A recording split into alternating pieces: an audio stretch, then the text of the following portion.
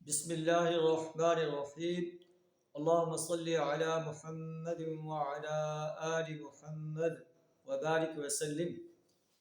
عن عائشة رضی اللہ عنہا انہا سئلت عن النبی صلی اللہ علیہ وسلم ما کان یصنع فی بیتہ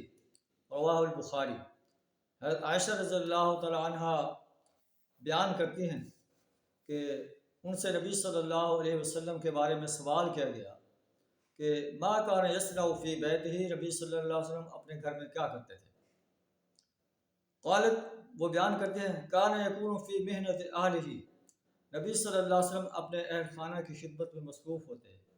معلوم ہے کہ اپنے اہل خانہ کے ساتھ گھروں کے کام کاج میں ہاتھ بٹانا اپنی بیوی کا، یہ نبی صلی اللہ علیہ وسلم کا اسوہ ہے۔ ہم تو اپنے بیوی کو آرڈر کرتے ہیں کہ وہ سارا کچھ وہی کریں اور ان کے ساتھ ہاتھ پٹانا پسند نہیں کرتے، لیکن سید الکونین، سید الانبیاء جو ہیں اپنے ازواج مطہرات کے ساتھ ان کے گھریلو کام میں بھی ان کی مدد فرماتے تھے، لیکن تانی تخدم خدمت آلہ، اپنے اہل و عیال کی خدمت میں مصروف ہوتے ہیں۔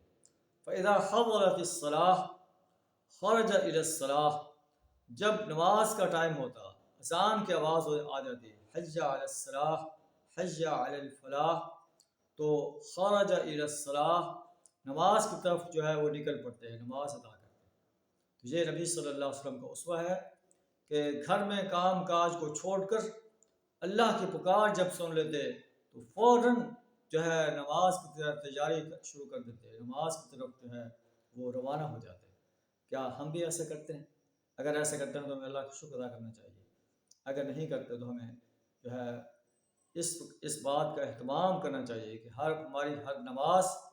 باجماعت ہونی چاہیے، چاہے ہم گھر میں بیٹھے ہیں، دکان پہ بیٹھے ہیں، ہوٹل میں بیٹھے ہیں،